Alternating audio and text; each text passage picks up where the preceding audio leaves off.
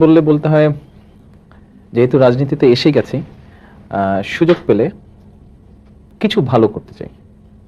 যেমন বেটার কিছু। একটা মানুষের পক্ষে তো সবকিছু করা সম্ভব নয়, তবে যতটুকু সম্ভব মানুষ যতটুকু আশা করে সুযোগ পেলে সেটার কাছাকাছি যাওয়ার চেষ্টা করব। অতীত, বর্তমান, ভবিষ্যৎ। অতীতে ভালো মন্দ দুটোই আছে, তবে মন্দটাকে আমরা অতীতের মন্দটাকে বাদ দেই, ভালোটাকে সাথে রাখি এবং ভবিষ্যতে যাতে আরো ভালো করা যেতে পারে সেই চেষ্টা করা উচিত সবার। চায়ের চুমুকে, চায়ের টেবিলে যখন যা আলোচনা হয়, এমনকি প্রেস ক্লাবে, সর্বত্র আপনাকে নিয়ে আলোচনা হয়, আপনাকে নিয়ে ঝড় উঠে, পল্টন ময়দানে আপনাকে নিয়ে বক্তৃতা হয়। কেন? এটা যারা করেন তারা ভালো বলতে পারবেন কেন করেন তারা। তবুও আপনি কিভাবে দেখছেন এটা? যখন কোনো আমার ভালো কাজ নিয়ে কথা হয়, অনুপ্রাণিত অনুভব করি। যখন যদি কোনো ভুল করে থাকি যেটা সমালোচনা হয়, চেষ্টা করি যাতে সেটা ভবিষ্যতে না হয়। আপনি কেন রাজনীতি এলেন? আসলে এটা পরিস্থিতির সাথে জড়িত বিষয়টা অনেকটা। খুব সংক্ষেপে বলতে হয় যে 1991 সালে যখন নির্বাচন হয়, জাতীয় সংসদ নির্বাচন হয়, সে সময়ে আমাদের প্রধানমন্ত্রী বেগম খালেদা জিয়া উনি 5টি আসনে নির্বাচন করেন। যেহেতু উনি অন্যান্য আসনগুলো নিয়ে ব্যস্ত ছিলেন, আমাদের দলের অন্যান্য যারা নমিনেশন পেয়েছে সেই সকল আসন নিয়ে ব্যস্ত ছিলেন, আমাকে ওনার আসনগুলোতে যেতে হয়েছিল। সেখানকার মানুষের দাবি ছিল এবং সেই কারণে আমাকে যেতে হয়েছিল। বিশেষ করে আমি যখন আমার নিজ এলাকায় যাই, সেখানে মানুষকে বলেছিলাম যে নির্বাচন এবং নির্বাচনের পরবর্তী সময় আসবে। নিজ এলাকা মানে বগুড়ায়? বগুড়া গাবতলী, বগুড়া 7 যেটা। সেখানে যখন যাই, সেখানে যাওয়ার পরে মানুষের সাথে কথা বলি নির্বাচনের আগে, এবং নির্বাচনের পরে আবারও মানুষের কাছ থেকে দাবি উঠে যাওয়ার, এবং এভাবেই আস্তে আস্তে প্রথমে নিজ থানা, তারপরে নিজ জেলা, এবং আস্তে আস্তে দলের নেতাকর্মী বা দলের সমর্থকদের কাছ থেকে বিভিন্ন সময় বিভিন্ন প্রেসারে আস্তে আস্তে রাজনীতির সাথে ইনভলভ হয়ে গেছে। বলা যায় যে পরিস্থিতি আমাকে অনেকটা বাধ্য করে। কার আদর্শ, বাবা না মায়ের? উভয়। কিরকম এক্সপ্লেন করেন? বাবা এবং মা দুজনের রাজনীতি যদিও একই আদর্শ, তারপর দুটো স্টাইল আছে। জি। তো আপনি কোনটাকে প্রেফার করবেন? আসলে প্রিফারের তো ব্যাপার না এখানে। দুটি রাজনীতি একই আদর্শকে ঘিরে, দুজনের উভয় রাজনীতি একটি আদর্শকেই লক্ষ্য করে, এবং খুব স্বাভাবিকভাবে আমারও লক্ষ্য সেটাই। আমরা এর মধ্যে যা দেখেছি তাতে অনেক সময় দেখা যায় যে আপনি আসলে শহীদ প্রেসিডেন্ট জিয়াউর রহমানকে কিছুটা অনুসরণ বা অনুকরণ করছেন। এটা কি খুব স্বাভাবিক নয়? প্রত্যেক সন্তানই তো নিজের বাবার ভালো জিনিসগুলোকে অনুসরণ করে।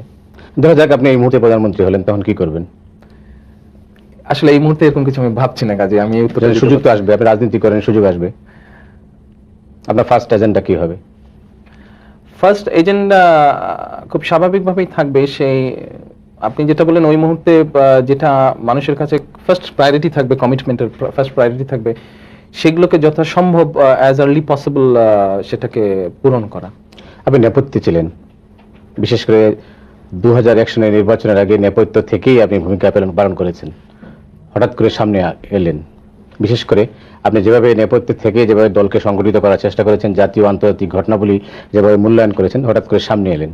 তো এটা রাজনীতিতে আসার আগে কি আপনার কোনো চিন্তা ছিল? আসলে নেপথ্যে বা সামনে বিষয়টা না, বিষয়টা আমি আমার চেষ্টা করেছি আমার দলের জন্য যতটুকু সম্ভব আমার পক্ষে কাজ করার।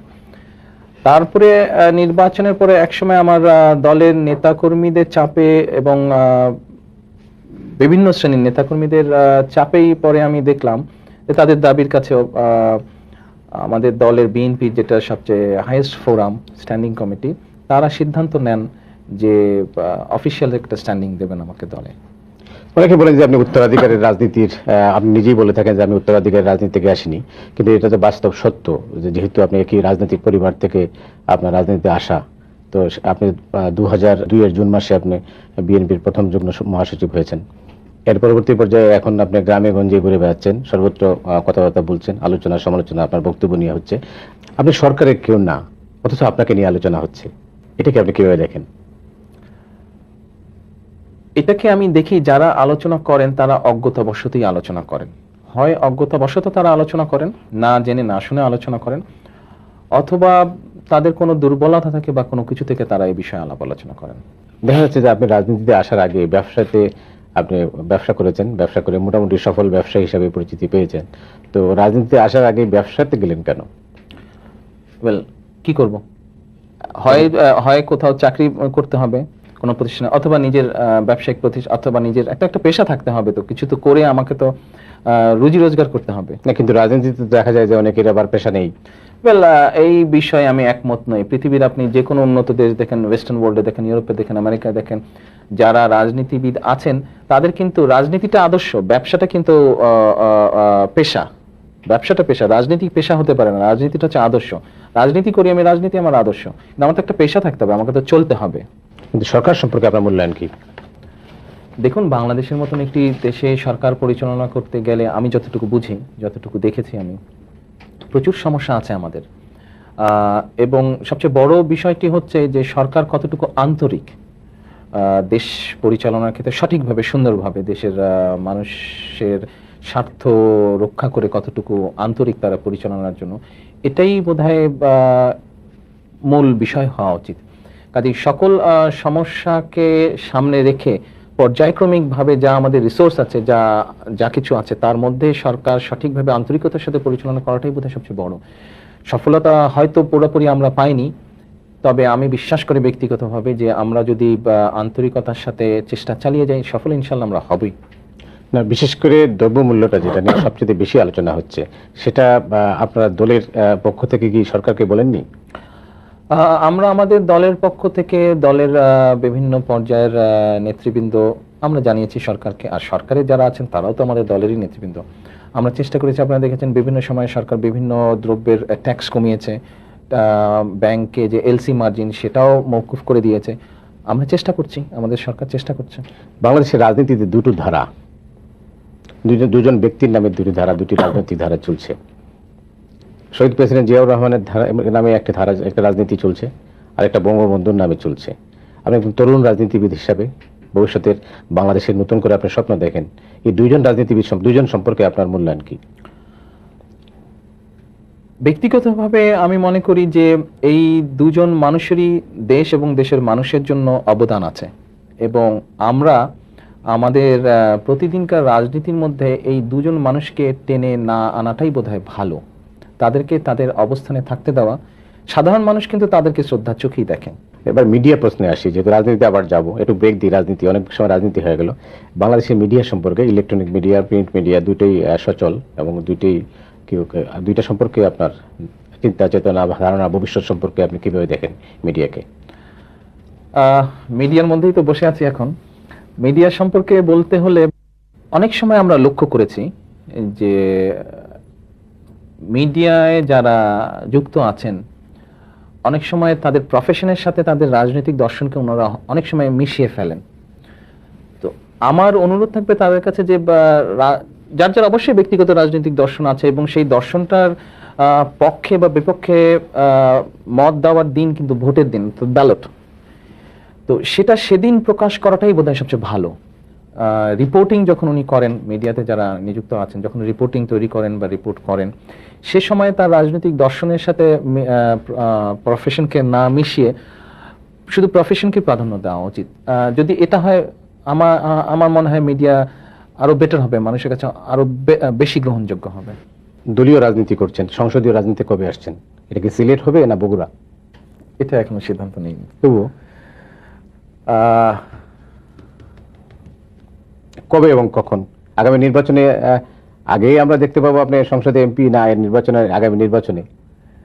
আসলে এই ব্যাপারে এখনো কোনো সিদ্ধান্ত নেইনি, কেমন করে বলবো।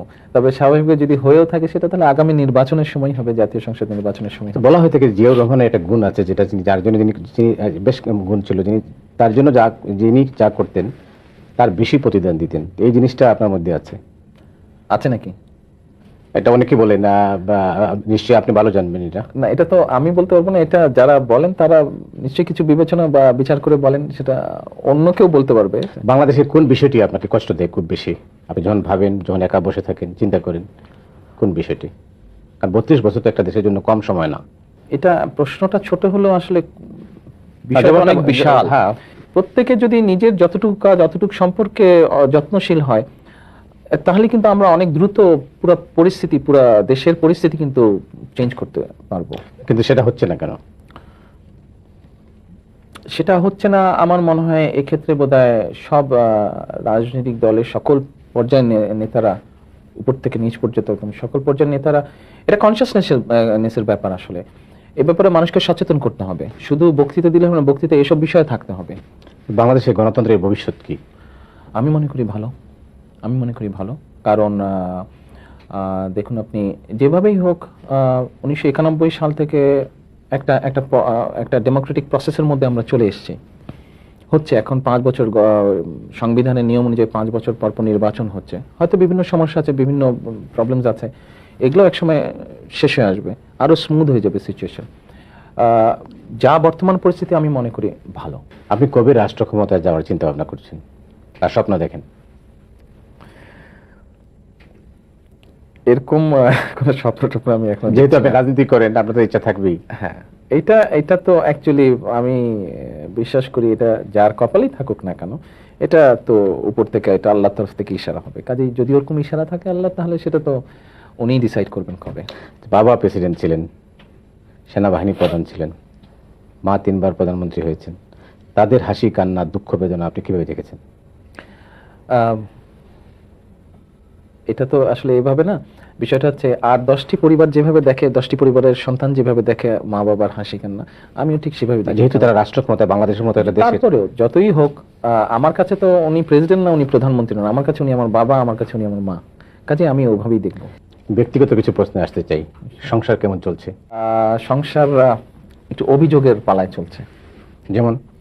স্বাভাবিকভাবে যেহেতু রাজনীতিতে জড়িয়ে গেছি এবং ওইদিকেই সময়টা একটু বেশি দিতে হচ্ছে, সেই জন্য স্ত্রীর অভিযোগ থাকে, সন্তানের অভিযোগ থাকে যে তাদেরকে সময় দিতে পারি না। যেমন আজকে ছুটির দিন, কিন্তু আজকে আপনার সাথে এখানে আসতে হলো, তো আজকেও তাদেরকে নিয়ে কোথাও যেতে পারিনি, এই অভিযোগটা আছে। অবসর পেলে কি করেন? অবসর পেলে বা ছবি দেখি। আপনি লেখালেখি করেন? একসময় ছোটবেলায় ছড়া লিখতাম, কবিতা লিখতাম বা গল্প লিখতাম, এখন হয় না। আপনার স্ত্রী একজন চিকিৎসক, মানে ডাক্তার এবং রাজনীতিবিদ, এই দুইয়ের মধ্যে সমন্বয়টা কিরকম? ওনার পেশা এবং আমার রাজনীতি, এটা দেখে তো আসলে বিয়ে হয়নি। বিয়েটা হয়েছে অবভিয়াসলি মানুষ হিসাবে, কাজে কোনোটাই কনফ্লিক্ট করে না, কোনো সময় না। হ্যাঁ, না।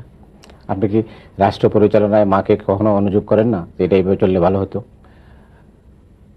এইটা অ্যাকচুয়ালি উনি অ্যালাউ করেন না আমাদেরকে। আচ্ছা, আপনি কেমন বাংলাদেশ দেখতে চান? আমার কাছে যদি বলেন বাংলাদেশের পরে, মানে অনেক সময় অনেকে বলে না যে একটা দেশ খুব পছন্দ হয়, অনেকে থাকে, বিভিন্ন জনের বিভিন্ন দেশ পছন্দ হয়। আমার কাছে একটা দেশ খুব পছন্দ হয়, সেটা হচ্ছে মালয়েশিয়া। আমি সুযোগ পেলে মালয়েশিয়াতে যাই, মালয়েশিয়ার বিভিন্ন জায়গা আমি ঘুরে দেখি। কারণ যেটা আমি শুনেছি, পড়েছি, অনেকজনের কাছে শুনেছি যে এক সময় আজকে থেকে প্রায় 20 বছর আগে ওই দেশটা আমাদের মতনই ছিল, কিন্তু গত 15-20 বছর ওই দেশটা অনেক ডেভেলপ করে গেছে। তাদের অনেক কিছু কিন্তু আমাদের সাথে মিল আছে, সামাজিকতা বলেন, ধর্মীয় দৃষ্টিকোণ থেকে বলেন, বিভিন্ন জিনিস কম বেশি বাংলাদেশের সাথে মিল আছে। সেজন্য ওই দেশটা দেখতে ভালো লাগে আমার কাছে, যে কিভাবে তারা চেঞ্জ করলো, কোথায় কোথায় তারা চেঞ্জ করলো, কি চেঞ্জ করলো।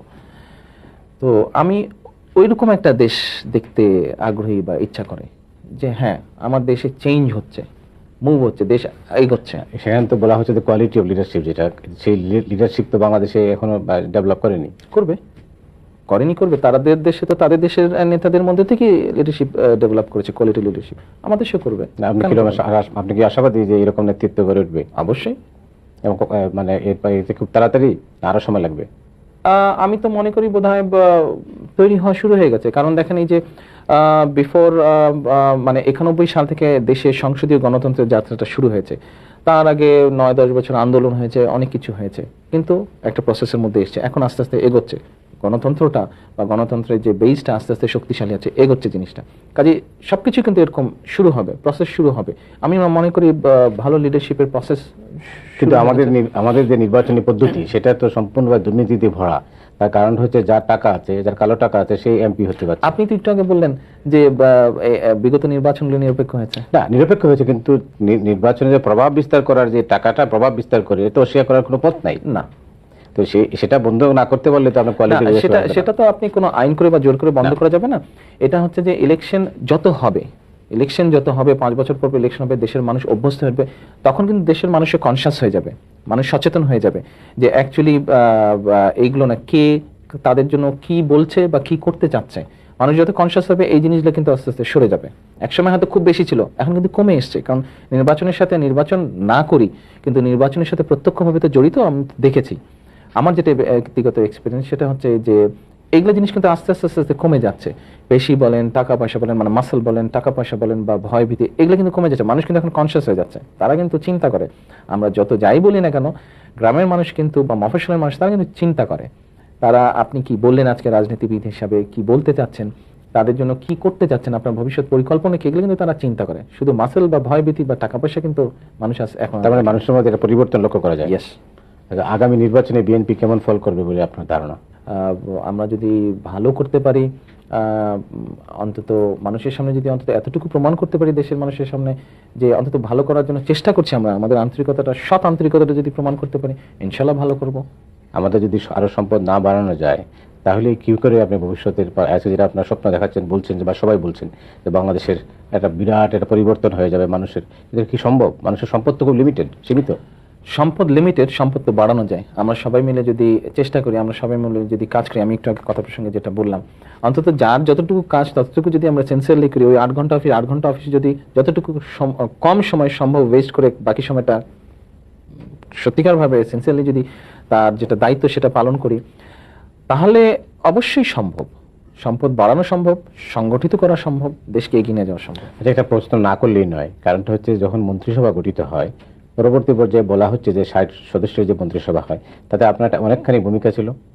ঠিক আছে, আমার বিবেক বিবেচনা দিয়ে আমি মনে করছিলাম যে আমার দলের এই নেতাটা যদি মন্ত্রিসভায় স্থান পায় তাহলে হয়তো ভালো করবে। সে ব্যাপারে স্বাভাবিকভাবেই মানুষ হিসাবেও আমি মতামত দিতে পারি। আমার যদি গ্রাম পর্যায়ে একজন নেতা বা একজন কর্মী যদি বলতে পারে ভাই অমুক লোকটা মন্ত্রী হলে হয়তো ভালো হবে, সেক্ষেত্রে তো স্বাভাবিকভাবে আমিও বলতে পারি, এটা আমার রাইট। তো এটা আমার দলের একজন, আজকে হয়তো দলের সিনিয়র যুগ্ম মহাসচিব আমি, কিন্তু সে সময় আমি দলের মেম্বার ছিলাম, এবং মেম্বার হিসাবে আমার বলার রাইট তো অফকোর্স থাকতেই পারে। আপনি প্রায় দেখি গ্রামে গঞ্জে যান, কয়েকদিন আগে মুক্তাগাছা গেলেন, এর আগে বগুড়া, বিভিন্ন গ্রামে যাচ্ছেন, সফল মানুষদেরকে খুঁজে বের করার চেষ্টা করছেন। এটা কি চিন্তার থেকে আপনি এটা করছেন? এটা যারা দুটো চিন্তা থাকে অ্যাকচুয়ালি। আমি পার্সোনালি যেটা বিশ্বাস করি যে আমরা যে বলি কৃষি প্রধান দেশ বাংলাদেশ, কৃষি প্রধান দেশ হলে আমাদের কৃষিটাকে এনরিচ করতে হবে, রিচ করতে হবে কৃষিটাকে। এইটা একটা উদ্দেশ্য আছে, মানুষকে এনকারেজ করা, যে জায়গা যেটা আছে সেটা ফেলে যাতে না রাখে, যেভাবেই হোক। সেটা সে যেমন গ্রামে অনেক ঘর বা অনেক বাড়ি আছে যেখানে সামনে কিছু জায়গা খালি থাকে, সেখানে সে পরিবারের সদস্যরা হাঁস মুরগির চাষ করতে পারে, শাকসবজি করতে পারে, সেটাতে তার পরিবারের অভাব কিছুটা হলেও দূর হবে, তার বাড়তি ইনকাম হবে, সে পরিবারের নিজের ব্যবহারের জন্য ব্যবহার করতে পারবে, নিজের জন্য ব্যবহার করতে পারবে। এটা একটা দিক আছে। আর আরেকটি দিক হচ্ছে যে এই যে আপনি বললেন যে সম্পদ কম, দেশে জনসংখ্যা এখন অনেক বেশি, এই জনসংখ্যাটা তো নিয়ন্ত্রণ করতে হবে। তো এদেরকে তো আমার প্রোডাক্টিভিটিতে নিয়ে আসতে হবে, মানে এদের দিয়ে যাতে প্রোডাক্টিভিটি বাড়ে এইটা তো চেষ্টা করতে হবে। সেই জন্য এই সফল মানুষগুলোকে দিয়ে আমি যারা এখনো সফলতা পাইনি বা যারা বেকার বা ফ্রাস্ট্রেটেড, এই মানুষগুলোকে আমি চেষ্টা করি এনকারেজ করার জন্য, যে ওই লোকটা যখন পেরেছে, ও বেকার ছিল তোমার মতন এক সময়, কিন্তু ওর যা ছিল তা দিয়ে ও